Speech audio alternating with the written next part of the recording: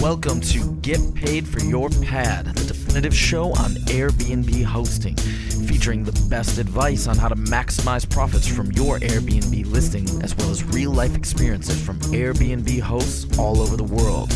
Welcome.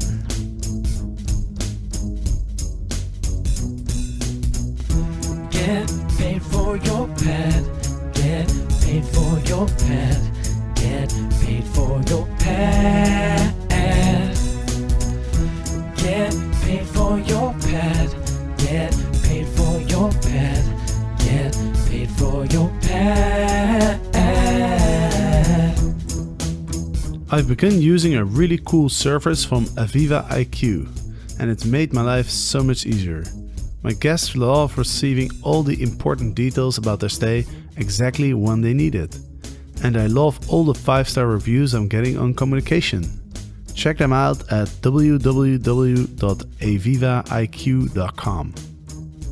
Welcome everyone, another episode of Get Paid for Your Pad, and today I am co-hosting this news episode with the co-founder and president of Hostfully, and his name is David Jacoby. David, welcome to the show. Jasper, my man. Thank you very much. How are you feeling, Jasper? I'm pretty good now. I had a stomach bug that I contracted a couple of days ago. I'm in the Philippines right now, and it's one of those countries where it's fun to eat the local food, but every now and then your stomach isn't really accustomed to the different types of bacteria that are out there. And so I've been under the weather for a couple of days. They have a lot of different names for it. Like, it happens in Bali sometimes too, and it's called the Bali Blues. And I've heard different nicknames for it, but it's not the most pleasant thing to get. But I've completely recovered now, so it's all good. All right. Well, you're not a real traveler unless that happens every now and then. I'm glad to hear you've turned the corner. Yeah, exactly. It's just part of the experience. But I did have to postpone my flight to Boracay. I was supposed to fly yesterday, but I figured given my physical state, it wasn't a smart idea to go on an airplane. So I've now postponed my flight until tomorrow. So tomorrow I'll be flying to Boracay, which is a really cool little island in the Philippines. It's a very small island with amazing beaches. It's quite popular these days. The first time I went, was about 6 years ago. It was a little bit more quiet, but it's one of the best places to go kite surfing in Asia, and that's really what I'm after. Awesome. Have fun. I will, and I will be staying at an Airbnb, so that will give me something to talk about on future episodes as well. Nice. Awesome. So let's take a look at what's going on in the world of Airbnb this week. Let's start in Paris. Paris has adopted some new regulation for Airbnb hosts. They already had a rule in place that limits Airbnb hosts renting out full apartments, entire units for 120 days or less per year. And now it seems like they're going the San Francisco route, so to speak, where they are requiring Airbnb hosts to register with the local authorities before listing on Airbnb. And the only thing I'm not quite certain of is whether Airbnb hosts will have to put in like a registration number when they create the listing, or if they can still create listings, but then they risk a fine, or that Airbnb risks a fine when people are listing without having the registration number. Yeah, good question. So indeed, this is another big smackdown and a curb to the legislation that's been going on there. And it says this will affect several popular sites, including Airbnb and Holidays and Abritel, with all listings required to display a registration number. So how are they going to enforce that? Here in San Francisco, there was a place for you to put a registration number, but people didn't have to put one in, or they could do a made-up one. And then they had a lawsuit and reached an agreement with Airbnb and with HomeAway that basically said the listing sites themselves would help track that information. They are starting to force now registration numbers need to be entered, and they're removing listings that don't have a registration number, and they're cooperating with the city where they're able to confirm that a registration number that is entered is legit. So I don't know if there's going to be a fine for each listing on Airbnb. Not only is the host going to be in trouble, but is Airbnb itself going to get fined? And if Airbnb is going to get fined, then you can be pretty sure they're going to put in some regulation in some way to make sure there's a registration number. Right. And this is the case in San Francisco already. Is that correct?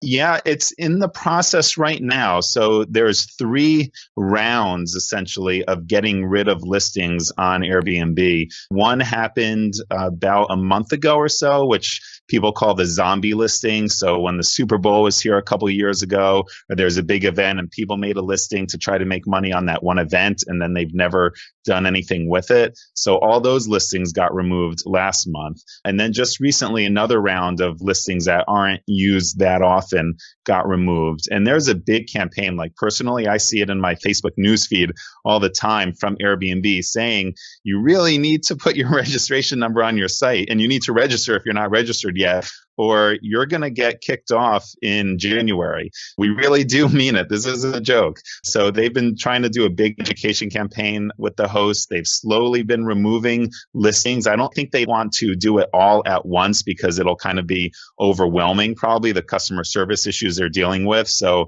like the safer ones, like those zombie listings they did a while ago just to get their feet wet, and they're slowly rolling it out. So if I were to create a listing in San Francisco, I would have to enter a registration number in the sign-up process, and that number will be checked like instantly. In other words, if that number is incorrect, then I won't even be able to create a listing. Yeah, it's a little more nuanced than that because part of the agreement was that Airbnb would help make the registration process easier. So if you're a new host and you're not yet registered, Airbnb will help you register with the city, and they'll take you through a little wizard that says you need to submit this form and you need to go to this website and fill out this information. So I think there might be a little bit of a delay while they either help you get registered or while they confirm the number that you entered is real or fake. I don't know if that's real time or not. But long story short, if you are not registered and if you don't register immediately, then you won't be on for that long. Additionally, it's not just with Airbnb. It's any listing platform that's listing in San Francisco. So HomeAway and Airbnb were parties to the agreement. So that's the case with HomeAway. I recently created a listing on Booking.com, and they required registration as well. So even though they weren't one of the parties in the lawsuit, it does seem like Booking.com and TripAdvisor's Flipkey and all the legit serious platforms are requiring this because they know they'll get fined or get in some sort of trouble. Okay, so at least it's a level playing field for all parties, which is something that is not the case for the limitations that have been put in place in Amsterdam, London, and Paris as to the amount of days that you can list. Because on Airbnb, you have a limit that's enforced, right? In Amsterdam, for example, you physically just can't receive any guests if you've already hosted for 60 days. The calendar just won't accept any bookings. But I don't think that's the case for any of the other platforms. So at least it's good to see that all the different platforms are being treated equally. Basically, the bottom line is if, like the option to have an Airbnb and not be registered is just not a very viable option in San Francisco anymore. And I imagine that's going to be the case in Paris as well. And who knows, this might be an example for other cities. It seems like in terms of regulation, there's a whole process. There's sort of a timeline, right? Like, for example, in San Diego, I think right now there is no regulations, but they're having a meeting early next week about the regulation that they want to implement. So they're in the very early stages. And typically what happens is first there's some regulation in place and eventually it kind of like evolves into what's happened in San Francisco. So it'd be interesting to see if that's going to be the norm for big cities around the world. Yes, in San Diego, there's supposed to be a meeting a bunch of times over the past year or so, and it keeps getting delayed, and regulation proposals keep getting delayed. So we'll see how long they can kick the can down the road. The one thing I'm curious about here in San Francisco, what will happen once this finally goes into effect and over half, maybe even 3/4 of the 8,000 to 10,000 listings in San Francisco are going to get wiped out. What's that going to do to Craigslist? I think Craigslist is kind of immune to this. And will it drive a lot of listings underground, so to speak, and put on Craigslist, in which case there's kind of less enforcement around it and there could be some more scams. So we'll see what happens there and if there's any negative repercussions that come out of that. Right, because what are the reasons not to register? I guess obviously the people that are doing it illegally, that are not complying with the rules, those are the people that don't want to register. Right. Yeah, that's true. The main types of people that aren't registering are people who have a second home and are renting that out. In San Francisco, that's illegal. You can only rent out where you live. So it's not their primary residence, and they know they'll get caught, or they think they'll get caught when they try to register and prove that it's their primary residence. So that's one group. And the other group is renters, and they don't want their landlord to find out. Maybe it's against their lease agreement. So when you register, a letter gets sent to the owner of the place. So they know if they register, their landlord will find out they're doing Airbnb, and they don't want that to happen. So in both cases, they kind of shouldn't be doing it. Right. Got it. It's definitely a good thing that they're going to get rid of more of those zombie listings, because I think the proponents of Airbnb are often using those numbers to make their arguments. And this is something that we talked about last week when we had Mr. Keith Friedman on the show, and he's a big proponent of getting rid of all the zombie listings. So I think that's a good thing for sure. One more thing, Jasper, I would encourage any listeners out there, especially if you're in Paris, if you know more details about what's going on there, especially if there's going to be a fine on Airbnb, if they keep listing places that don't have a registration number, to send us that information. Absolutely. Let's jump to the next topic for today. Let's see. There was an interesting article actually in Quartzy. I hope I pronounced it correctly. I've never heard of it. But there's basically, this is someone who used to love Airbnb a lot and now has kind of fell out of love with Airbnb due to the fact that, things have changed a little bit, right? Like 4 or 5 years ago, if you were to book an Airbnb, it was always like a personal experience. It was always somebody who was either living at their place or co-hosting, renting out the shared space. And it was a very personal kind of romantic experience. And now obviously that has changed a lot now that a lot of, bigger companies have started using Airbnb just as a different marketing channel for their units. And this person, clearly doesn't really like that. Airbnb has lost its charm and all sorts of stuff. And it's kind of an interesting topic because I see this more often in the different Facebook groups that are out there, especially the people who've been using Airbnb for a long time. They're saying that, it's changing in a bad way. And some people are even saying that this is going to be the thing that will eventually put Airbnb down. And, I don't think it's going to go that far. But what are your thoughts on this, David? It was a little bittersweet reading that article, and I'm sad for this person whose feeling and experience with Airbnb has changed, although I understand where they're coming from.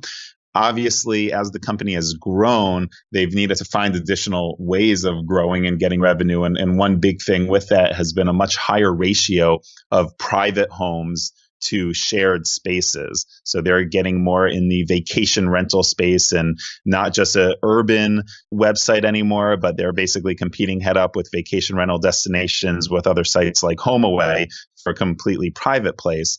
So I think, though, what this person can do while they're searching for places, just read the reviews, search a shared home and read the reviews, and you can still find plenty of that experience that you had 5 years ago when you first started traveling through Airbnb. And I think there's many hosts out there, especially listeners to Get Paid for Your Pad, who are like that same feeling and that spirit of sharing your home from many years ago. So there's more of other stuff, but there still is what you're looking for. It might be a little harder to find, but I don't think it's disappeared. In fact, I think it's even grown. It's just percentage-wise, there's been all this other stuff. So if you don't like the other stuff, don't do the other stuff. Some people love the trips and experiences, and this person was kind of saying, no, this is kind of getting in the way. And obviously, it's been a little controversial this past year that they've launched it.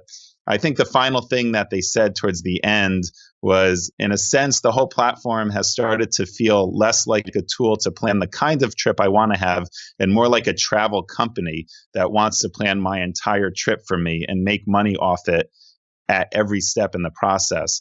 And Brian Chesky's talked about that, right? Wanting to upsell experiences, and he's talked about airfare and getting involved in that, and who knows what that means.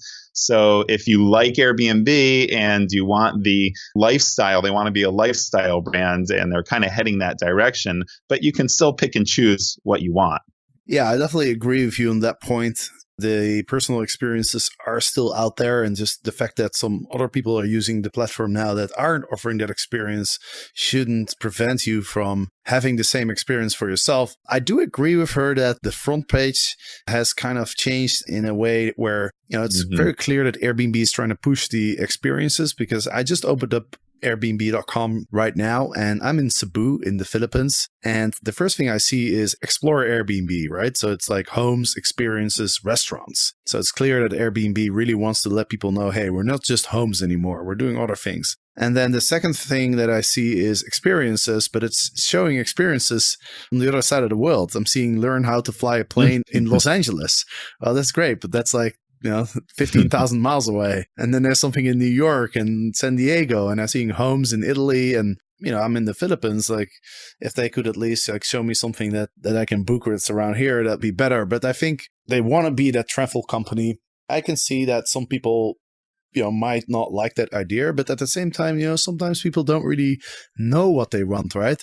I mean, I bet you if you would have asked 1,000 people in 2007, would you ever rent out your place to a stranger from the internet, or would you ever share your home with somebody that you've never met from the internet? I bet you most people would have said no. And some of those people are probably using Airbnb right now. And it's kind of the same thing when new technology comes out. I remember when the mobile phones first came out, and a lot of my friends and family, they were saying, oh, this is annoying. Like, people are like calling everywhere, and the train and the bus. I can't read my book anymore, and I don't want these phones. Like, I'm never going to get one. And now, obviously, like, everyone's using their phone, and now you hear the same people.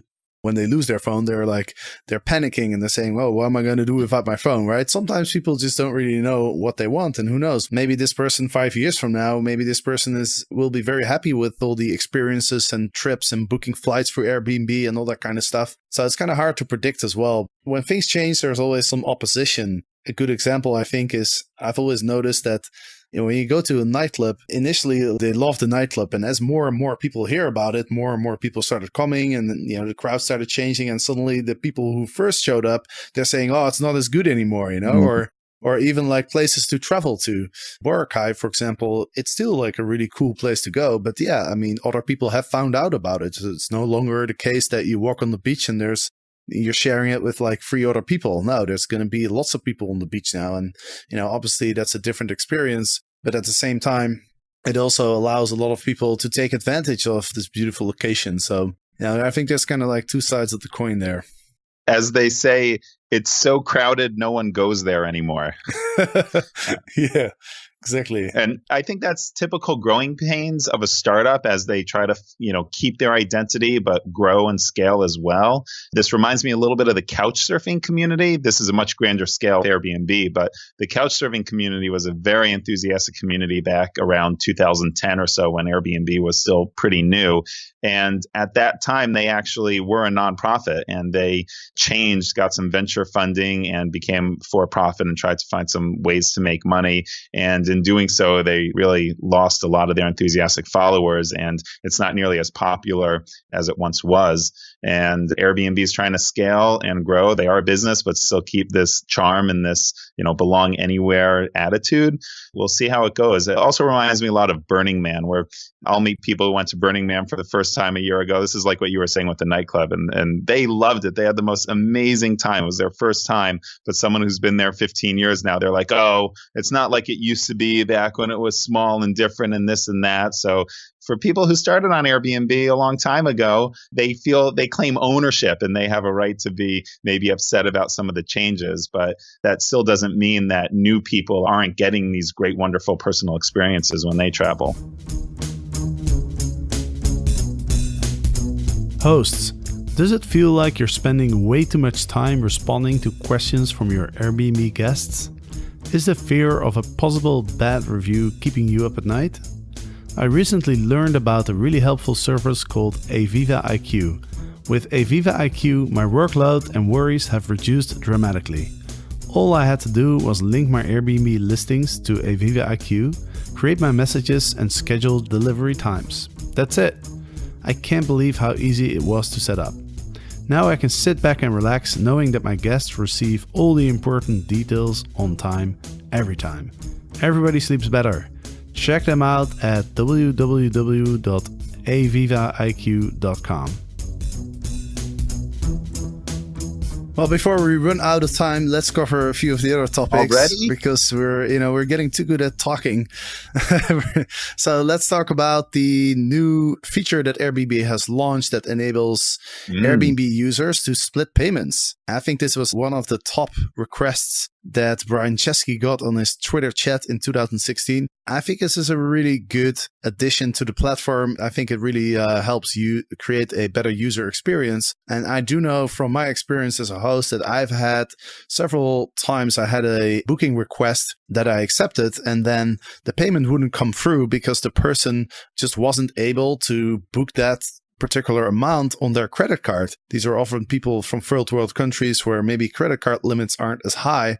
And so these people would email me or message me and say, hey, can I somehow pay part of it and have my friends pay the rest because I can't pay this one big amount on my personal credit card. So now I think that problem has been solved. And I think the other problem that it solves is that, when you do book an Airbnb for multiple people, and I have done so many times in the past, a lot of people travel in groups on Airbnb, and then you have to get your money back, right? You have to charge the people that you travel with. And in my experience, most people do end up paying, but sometimes it kind of like takes a long time and you have to follow up on people and it's kind of annoying. So I definitely think this is a really good feature that they implemented. Yeah, absolutely. The truth of the matter is people travel in groups and a lot of travel sites don't really acknowledge that. And Airbnb has been a leader in that. First was with the reviews. As a host, you can review the two guests and two guests can review the host. So that's been a change that they implemented. Was it last year maybe? And then they made this acquisition of a company called Tilt earlier in this year. Tilt was a company, that big darling here in Silicon Valley. They had around 60 million in venture funding and ended up not doing too well. They were more a payment company that ended up competing with PayPal and with Venmo. And I think this acquisition was more along the lines of 12 million or so. So not the best of exits. It was more of an acqui-hire for the talent on the Tilt team. And they've been working all year on the big thing from Brian Chesky's Twitter feed, as you said, what people were asking for on the split payments. So it's just a reality of life. The one thing that I am a little concerned about, Jasper, is the effect that it might have on the host. So one comment that it said here was the booking is placed on hold for 72 hours, giving time for others in the group to pay their portion of the bill. So if there's a fallout from that, that means there were 3 days that the listing was off when the host could have gotten another reservation. If only there was a way that they could confirm the payments from all the people in the group before the reservation gets made, that would be more host friendly. That's a very good point indeed. I didn't think of that. And that's why I have you on the show, David.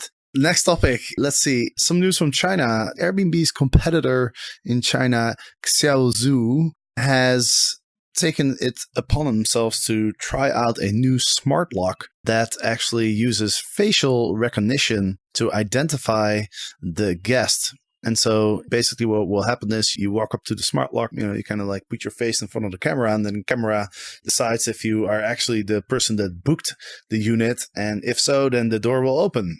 And the reason that they are looking to implement this is that because in China, by law, you are required to register your guest with local authorities. And, sometimes if you're using a smart lock, you can't really guarantee that the person who booked your place is actually the person that's going to go into your house. They're trying to use this new technology to comply with the laws. And I guess they're trying to be better than Airbnb in that matter. Yeah, I just saw this YouTube video where this sort of sculpture, let's say for lack of a better word, of a face was used to unlock the new iPhone. So there people are competing. There's going to be this ongoing battle with the facial recognition, but this does seem like a pretty legit thing. And one thing that it pointed out was that the smart lock strategy is expected to give this home sharing unicorn, they call it Xiaozhu, a leg up against Airbnb when it comes to mainland China market. So there really is a big battle in China for the home sharing space with Xiaozhu, with Tujia, which we talked about as well, and Airbnb. It seems like a three-way race, and they're all trying to one-up each other, and they're all trying to get lots of venture money. And Nate, the co-founder of Airbnb, he's really stepped in, and he's leading the charge for Airbnb in China. So that's a big growth area, and it'll be exciting to see how things unfold in 2018. Absolutely. I'm going to quickly mention a few tips that I saw in an article about how to decorate your Airbnb real quick. We have 1 minute left. So the most useful tips I saw is that in order to optimize the sleeping experience, it's a good idea to offer your guests a range of pillows. Like, for example, a feather one, a memory foam one, or a polyester one, because people prefer different types of pillows. I thought that was a good idea. And then also the person mentions the importance of a smart TV. More and more people have Apple IDs, and instead of getting cable television for your guest, having a smart TV is something that a lot of guests appreciate. So I thought that was an interesting point as well. By the way, talking about smart locks, you got an August smart lock a while ago, right? How's that going? I did. I think I mentioned I was about to get it on my last show. So it's been great. I've installed it. I've started to give the codes out a little bit, and I'm still using the old school key as well. So people feel more comfortable with that. So I'm kind of tapping my foot in the water and making adjustments with that. So I'm not 100% you need to use the smart lock and not use the key. But still, nonetheless, two big benefits that I found out of this. One is I get notified when people come and go, when my door is locked or unlocked. And I can be upstairs and I don't know, especially when my guests are about to arrive, I don't always hear it. So getting the message on my phone, I can then go down and greet them and say hi. Or right when they leave, I know that they've left and I can go and, get laundry started and stuff like that. So that's been one big benefit. The other, on a personal note, is it tells when I'm getting close to the home through my phone, the Bluetooth connection, and it automatically unlocks the door. So now I just walk up the stairs, and I don't need to take a key out or anything, and the door is just open. I can open it up. So if I'm carrying lots of bags or carrying my kids or something, it makes things a whole lot easier now. Awesome. Well, thanks for sharing that, David, and thanks for co-hosting this news episode with me. And of course, we'll have you back in a couple of weeks from now. And to all the listeners, thanks for listening. And on Monday, there'll be a very interesting episode where I have a San Diego host on the show who's been hosting since 2011 and has really interesting advice to share. I've learned a lot. So definitely check back on Monday for next episode of Get Paid for Your Pad. Get paid for your pad. Get paid for your pad. Get paid for your pad. Get paid for your pad. Get paid for your pad.